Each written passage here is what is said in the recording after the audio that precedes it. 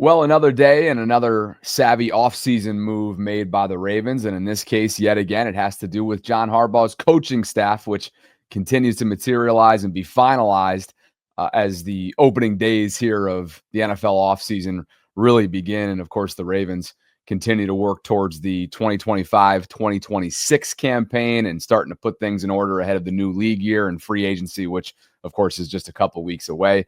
It is Saturday, February 15th, a dreary weekend here in Baltimore, and I don't know what to do with myself. It is officially off season, so I said to myself, I'm going to stop just doing random shit around the house and give you some commentary on today's move. So that's the decision that I made, and without further ado, let's get into it. Today's show is brought to you by my friends at Preston Automotive Group. I appreciate you guys for all the support all year long, and as always, on the way in, if you could, please like the video, subscribe to the channel, and hit that notification bell so you can be notified of when I'm dropping my content. And here is what we have to discuss. Co-Cap, a.k.a. Anthony Levine, is rejoining the Ravens organization. I'm sure you guys are familiar with this dude. He spent the last couple of years with the Titans as an assistant special teams coach. And, of course, he was with the Ravens not all that long ago. Back in 2021 was his final year in Baltimore.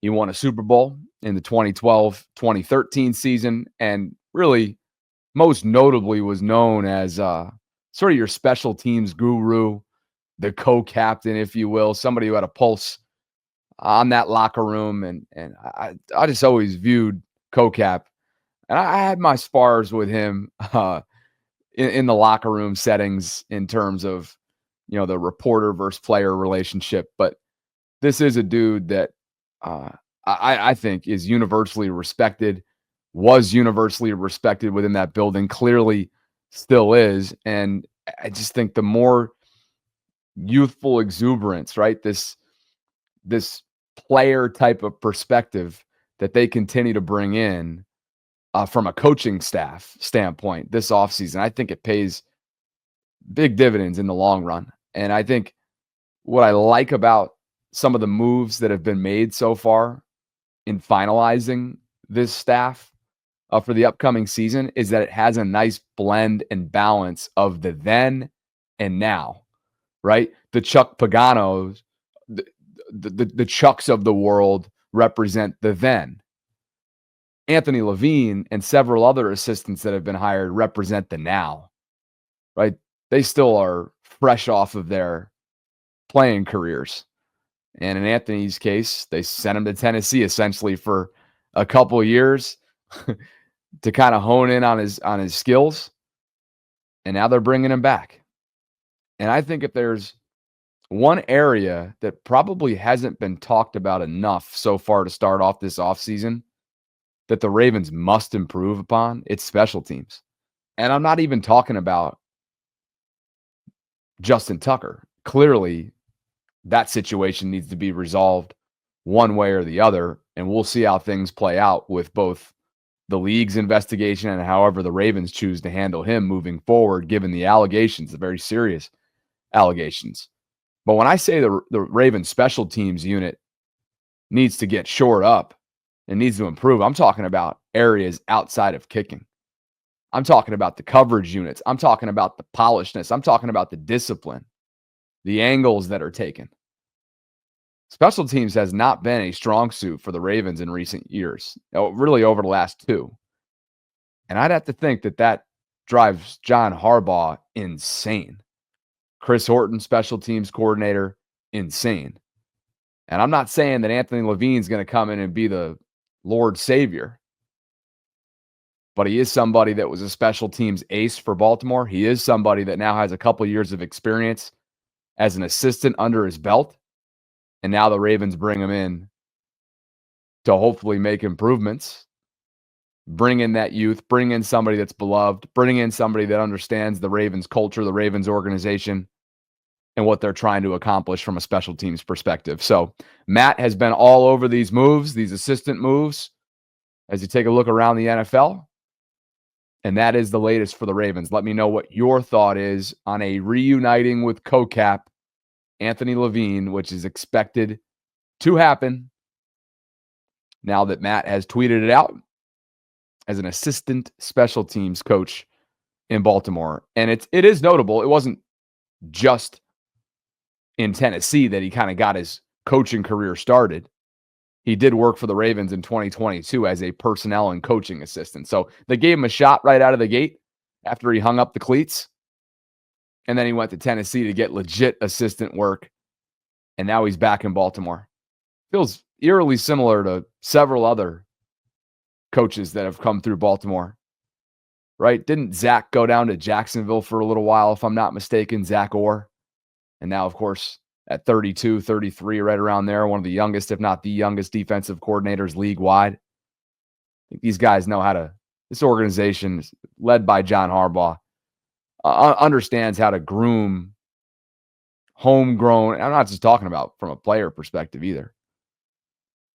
It's the coaching pipeline's an impressive one, and I think they know what they're doing when it comes to hiring.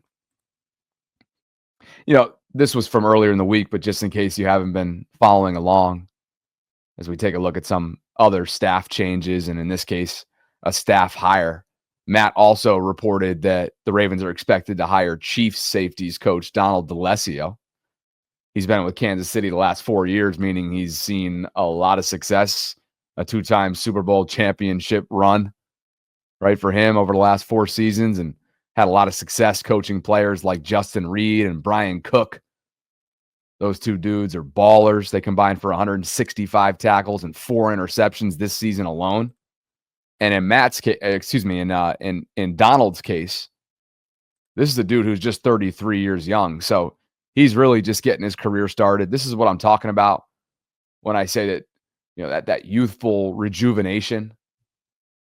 This is a former defensive back himself who played college football at Youngstown State in Ohio, and then immediately got his coaching career started after playing and worked as a defensive quality control assistant, worked with the D-line, worked his way up to defensive coordinator, then went to LSU for a year in 2020 as a defensive analyst, and then made the jump to the NFL as a Kansas City Chiefs defensive assistant. And again, over the last several years, he's been the safeties coach there. So had a lot of success. Secondary's been dominant. Organization's been dominant. And this is just one of those hires that I feel like you can't overstate. Not just because it's Kansas City, but this is one of those young, up-and-coming talents that I think really helps form a locker room, forms a secondary. There's plenty of talent to go around. And clearly, what the Ravens have told us so far this offseason is that perhaps that talent was not tapped into properly a year ago. And as a result, change has been inevitable. Chris Hewitt and Doug Mallory, Ravens parted ways with both of those members of the secondary coaching staff. In comes Chuck Pagano. In comes Donald DeLessio. And yes, when you spend much of last year as the 32nd ranked passing defense, these are the results. Change is going to happen. So you got the old guard in Chuck, who still feels like he's got a lot left to give. And in Donald's case, the new guard, right? The then and now. I like the blend. I like it a lot. Other changes and tweaks.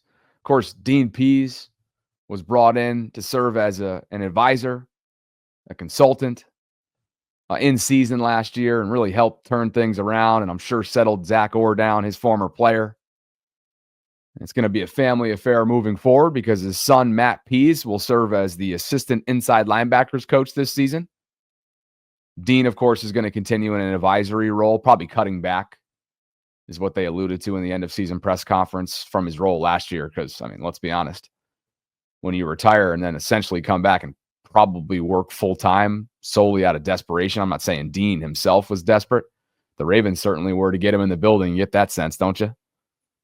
Anyway, his son was a defensive analyst for Chicago last year, and he'd previously been with his father during his stops previously in Tennessee and Atlanta, where he served as DC. So I'm sure, look, I can already see the comments. You guys are talking about nepotism that, nepotism this, but Matt Pease joining the Ravens. Tyler Santucci is going to be linebackers coach, so he'll be working closely with Matt. And if you don't know anything about Tyler Santucci, boy, spend a little time getting yourself briefed on him. Another young, up-and-coming name who had already received some NFL interest the last couple of years. This past season, he was the defensive coordinator and linebackers coach for Georgia Tech. Prior to that, he was the DC and linebackers coach for Duke. Prior to that, he was the co-defensive coordinator and linebackers coach for Texas A&M. He's worked his way up. He's been with a lot of different programs. He'll turn 37 in May. He is a former linebacker himself. He played at Stony Brook. But this is one of those names that I'm telling you, familiarize yourself with Tyler Santucci, because I think what John Harbaugh is doing, slowly but surely, putting together a staff where he's really envisioning guys that could potentially be, his future coordinator. Then you never know. They really rise the ranks. Who's going to be John Harbaugh's successor? At some point, if you're Steve Bisciotti, you really got to start to be mindful of that. Certainly not calling for Harbaugh's job. We've had a lot of those conversations in recent months, but quite frankly, I'm just not as receptive to that this offseason as I was last year. Came down to player execution. That's the reality of it, and that's why they fell short and were sent home after that divisional round matchup in Buffalo. But these are some of the staff moves just to keep you up to date with the way this coaching staff will look and just how young and balanced and diversified it really is. A lot of different names, a lot of different experiences. I think it bodes well for the Ravens moving forward. This episode is brought to you by my friends at Preston Automotive Group. You guys know the drill by now. Coming up on a year and a half since I've been driving around in my Baltimore Bronco, my Ford Bronco Sport, slick white with the decal on the back. Been loving it. And I so appreciate Preston for the continued support and the opportunity to partner up with them as I continue to build something for you in this town. Bobby Baltimore subscribers receive 2 exclusive offers at any Preston-owned dealership. One is $500 towards a new or pre-owned vehicle, or when you buy 4 tires, you'll receive 50% off your alignment. You've got over 2,000 vehicles to shop from. Home delivery is available, and you'd be joining the Preston team along with some familiar faces and names like Ravens safety Kyle Hamilton, tight end Mark Andrews, myself as a brand ambassador, and many more throughout Baltimore and beyond. Cars cost less with Preston. You can get started today by visiting PrestonMotor.com, which will bring you directly to the site that you see on screen right now. You can easily contact a site operator, Beth in this case, who's available to speak with you virtually 24 hours a day. Here are the reminders of the incentives that are available to you as a subscriber. You can contact them by filling out this form. And what's always the most fun is checking out the available inventory, right? You can search by make, model, keyword, break it down by price, vehicle condition, year, make, location, dealership, so on and so forth. Super easy to navigate. And you know what I love? That mobile service feature. Love me some mobile service where they bring a technician to your house, work on different things that you need, whether it be oil change. I had some lights replaced the other day. Awesome stuff. Visit the show notes to learn more. And if you're interested in getting involved with Preston, or perhaps you're in the market for a newer pre-owned vehicle, you know where to get started. Well, speaking of getting started, that's exactly what King Henry has done so far to kick off his offseason. He is already back in Dallas, training his ass off, and here he is, courtesy of his Instagram story. If you can't see, trust me, I've already zoomed in on this. Derrick is making 70-pound dumbbell lunges look like light work. And these aren't just lunges. These are like slow burn lunges. The king, looking like a freight train, But most importantly, just a few weeks removed from heartbreak, of course, and a playoff exit in Buffalo. He is back at it and getting after it. And by the way, I'll get dinged for copyright if I unmute it, but he's listening to Kendrick in the background. That gets me fired up. I don't know. Something about that Super Bowl halftime show has had me listening to Kendrick on repeat this week, getting fired up. But man, nobody does it like the King. That off-season workout regimen is the stuff of legend. And it's great to see him back in there.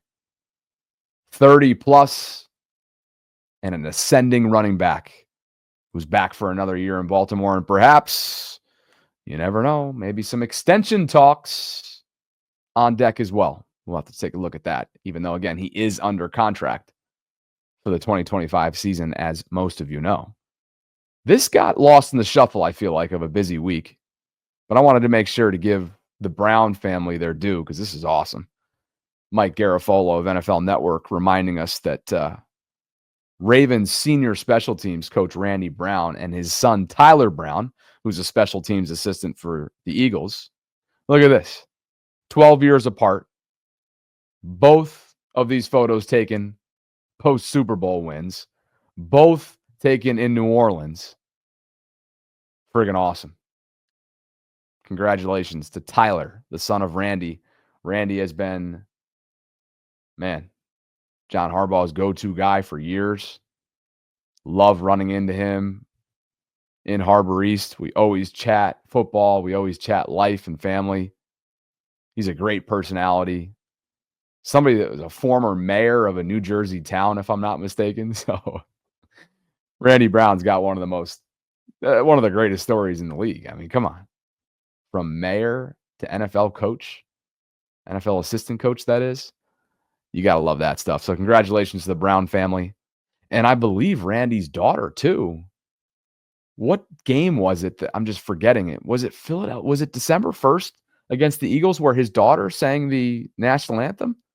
Was that the game? Because his son was on the sideline, on the opposite sideline, meaning for Philly, and his daughter sang the national anthem? Am I jogging my memory correctly on that one? Regardless, I know she sang at some point this year. So what a proud father.